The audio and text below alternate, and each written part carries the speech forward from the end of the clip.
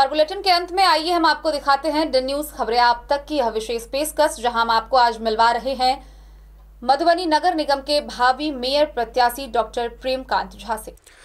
नमस्कार, Dane news में आप तमाम दर्शकों का स्वागत है। मैं हूं अखलाक सिद्दीकी और आज हमारे साथ मौजूद हैं बात करने के लिए मधुबनी नगर निगम के भावी मेयर प्रत्याशी और लोजपा पारस गुट के राष्ट्रीय सचिव डॉक्टर प्रेमकांत झा यानी डॉक्टर पीके झा।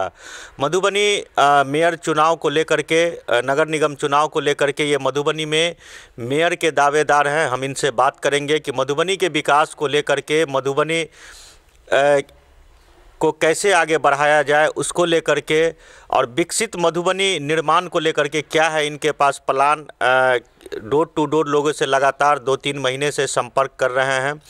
हम जानेंगे डॉक्टर पीके झा से कि क्या है अब तक का इनको लग रहा है कि इस चुनाव में क्या रिजल्ट आएगा, वो तो बाद की बात है। लेकिन इनकी ओर से जो मेहनत की जा रही है और जो मधुबनी के विकास के मॉडल को लोगों को बताया जा रहा है, उन तमाम चीज़ों पर हम बात करेंगे डॉक्टर पीके झा से। सर, डेन न्यूज़ में आपका स्वागत है।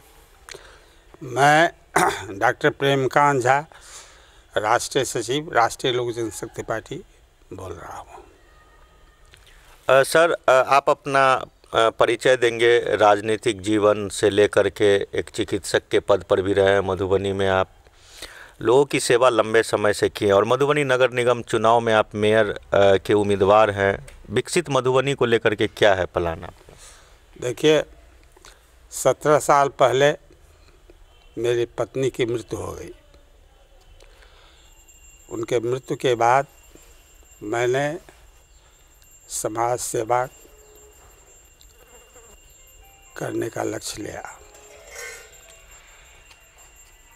और इस राजनीतिक प्रवेश में मैंने समाज के अंतिम व्यक्ति के जो राजनीति कर रहे थे, रामविलास पासवान, मेरी समझ में मैं उन्हीं के पार्टी को चुना।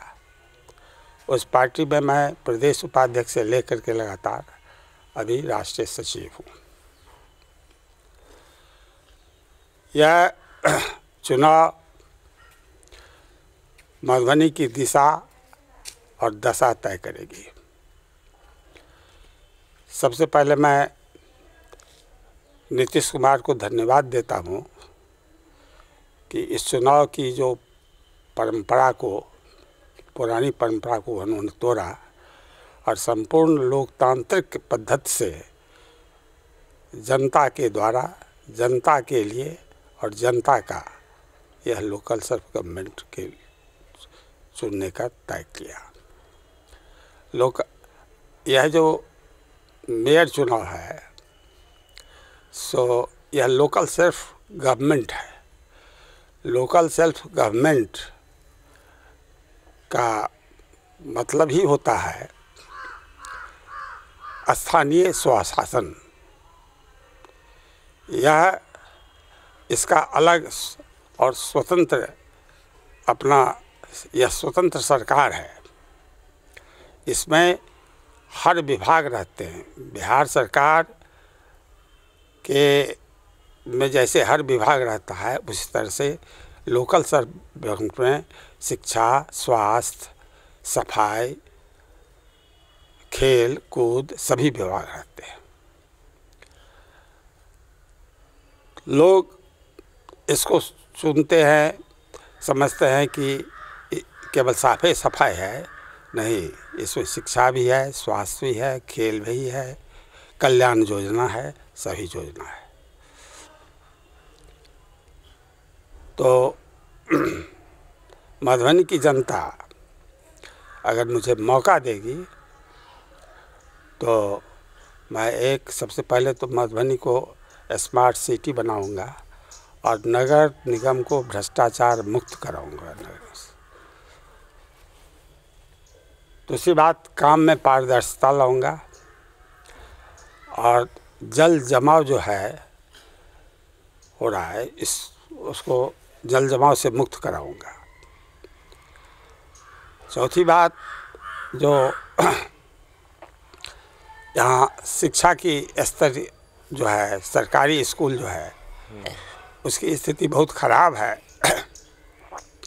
मैं चाहूँगा कि उसको इतना अच्छा बेहतर करूँ जो सरकारी स्कूल पढ़े और हमारे विद्यार्थी मधुबनी से बाहर नहीं जाए पढ़ने के लिए।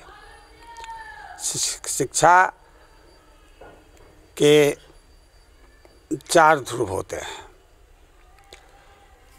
एक शिक्षक, विद्यार्थी, गवर्नमेंट और सरकार। जब तक चारों ध्रुवों का ध्रुवीकरण नहीं होगा तब तक शिक्षा की जड़ मजबूत नहीं हो सकती है। तो मैं इस चारों बिंदुओं पर मैं चाहूँगा कि सबों का ध्रुवीकरण हो और शिक्षा की जड़ मजबूत हो। हमारे बच्चे मधुबनी से बाहर पढ़ने के लिए नहीं जाए, मधुबनी से पढ़ करके, जैसे मैं बेलाई हाई स्कूल से पास किया, RK कॉलेज में पढ़ा और DMCS में जाकर एडमिशन लिया, उसी तरह से हमारे बच्चे मधुबनी में पढ़ें और मधुबनी से डॉक्टर, इंजीनियर बन करके आगे बढ़ें, मेरा प्रयास रहेगा। स्वास्थ्य सेवा के लिए यहाँ जो स्वास्थ्य सेवा अनुमंडल में है वो भी चरमराई हुई है, वो भी 6 महीना जल से मग्न रहता है। मैं उसको जल जमाव से मुक्त कराऊंगा। उसके बाद मैं अलग से 200 बेड का हॉस्पिटल खोलूँगा नगर निगम क्षेत्र नगर निगम क्षेत्र में। नगर निगम क्षेत्र में 200 बेड का हॉस्पिटल खोलूँगा और जिसमें मधुबनी जिला के जो चिकित्सक काम करना चाहेंगे उनको रखेंगे। उसके बाद मैं बाहर का रखूँगा। उसमें जो कर्मचारी होंगे, कंपाउंडर, ड्रेसर, पैरामेडिकल स्टाफ, चतुर्थ वर्ग के कर्मचारी, सब मधुबनी मेयर निगम के ही रहेंगे। आप कहिएगा कि आप पैसा कहाँ से लाइएगा, तो पैसा को हमें बहुत यहाँ कमी नहीं है।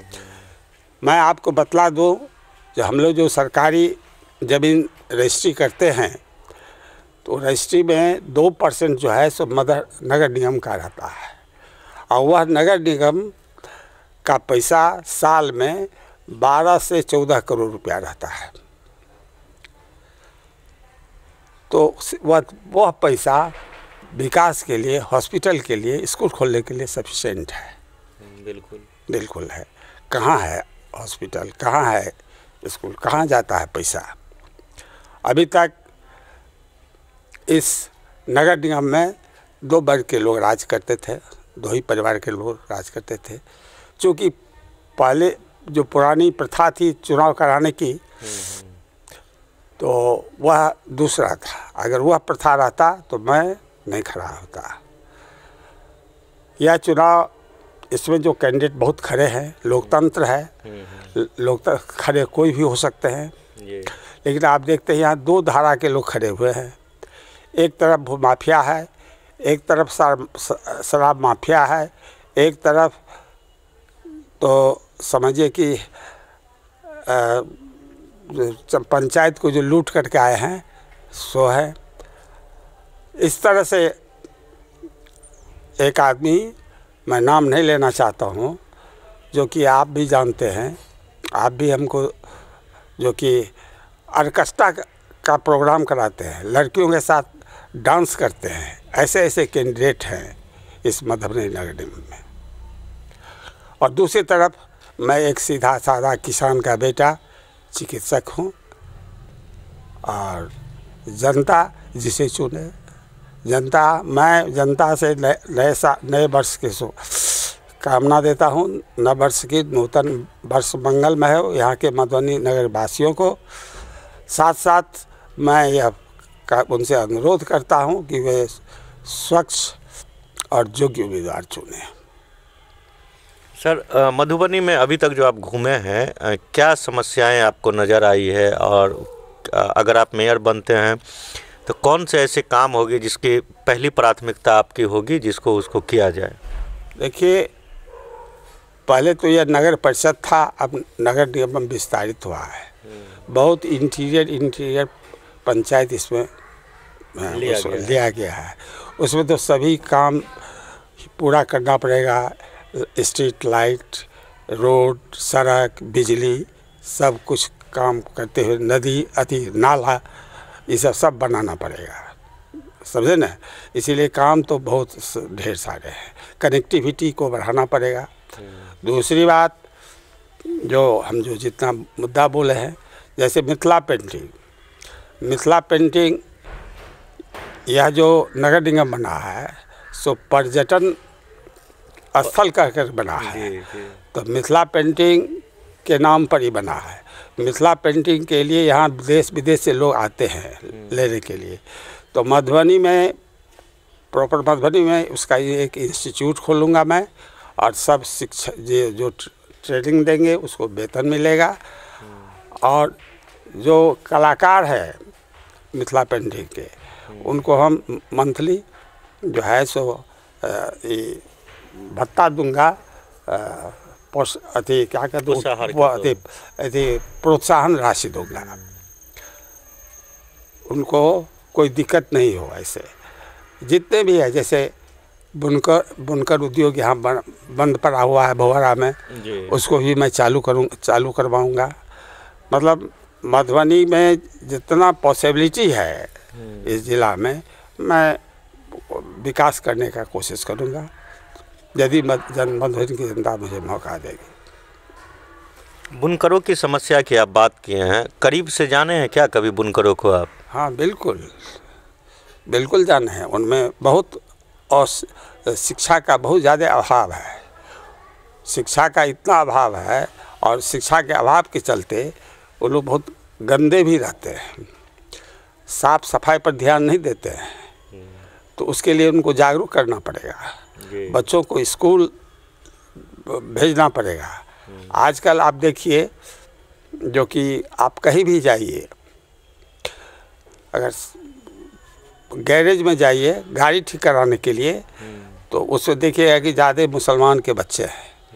साइकिल में हवा भराने के लिए जाइए तो मुसलमान के बच्चे होंगे। साइकिल का पंचर सटाने के लिए जाइएगा, मोटरसाइकिल का पंचर सटाने के लिए जाइएगा, तो कौन होगा? तो मुसलमान के बच्चा। मैं कहता हूँ, क्या उन्हें माँ बाप के प्यार की ज़रूरत नहीं है क्या? उन्हें शिक्षा की ज़रूरत नहीं है क्या? परिवार एक पाठशाला होता है। ये बच्चे नागरिकता का पाठ माँ के चुंबन और पिता के दुलार से सीखता है। A child learns the best lesson of citizenship between kiss of the mother and cheers of the father.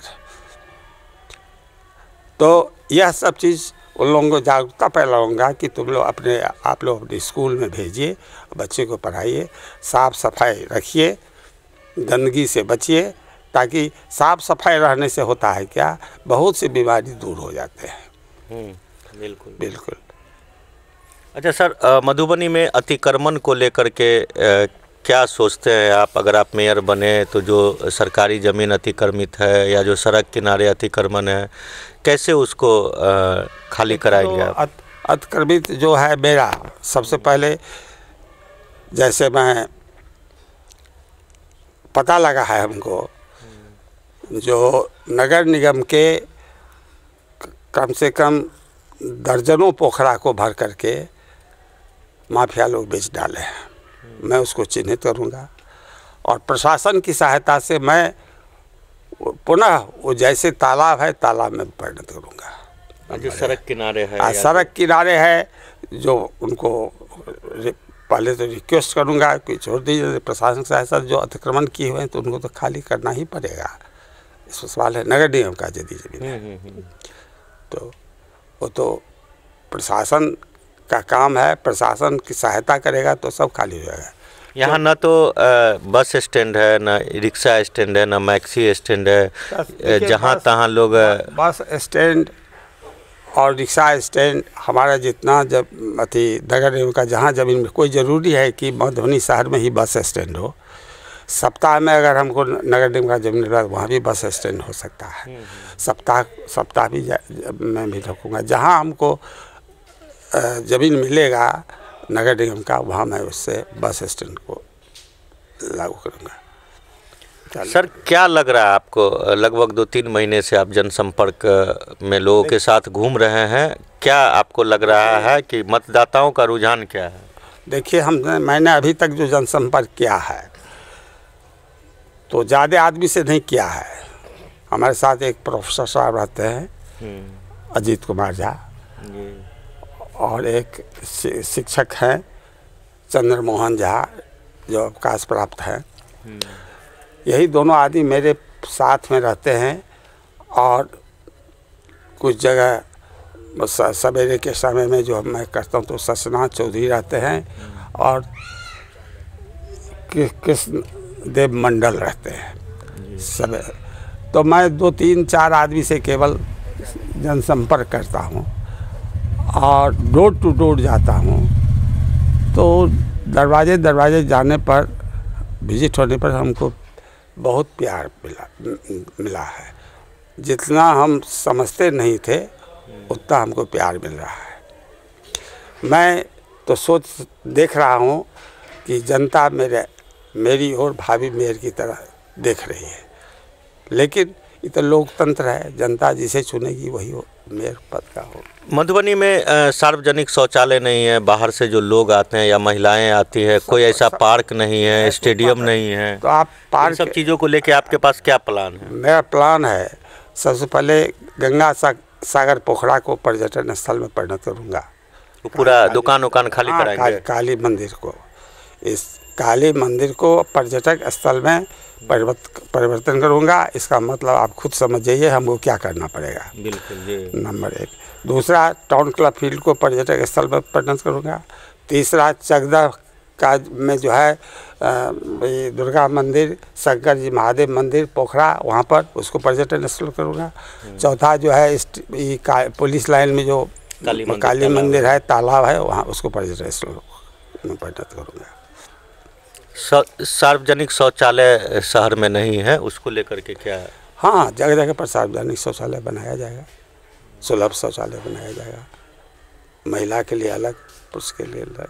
क्या संदेश देना चाहेंगे आप मधुबनी के जनता को? मधुबनी की जनता को मैं यही नव वर्ष के अवसर पर यह संदेश देता हूँ कि स्वच्छ और योग्य उम्मीदवार को चुनें ताकि मधुबनी का चौमुखी विकास हो सके।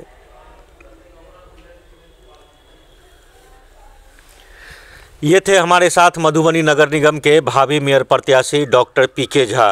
जो मधुबनी जो नगर निगम बना है, पर्यटन स्थल के नाम पर जो बना है, उनमें इन तमाम कई जगहों को इन्होंने चिन्हित किया है कि जहां पर्यटन स्थल बनाया जाएगा। लोग इनकी अगर माने तो लोग आशा भरी निगाह से इनकी ओर देख रहे हैं, क्योंकि एक पेशे से चिकित्सक हैं और शिक्षित लोग हैं। इस वजह से भी लोगों की निगाहें इनकी ओर है। मधुबनी का जो विकास होना चाहिए वो अब तक नहीं हुआ है।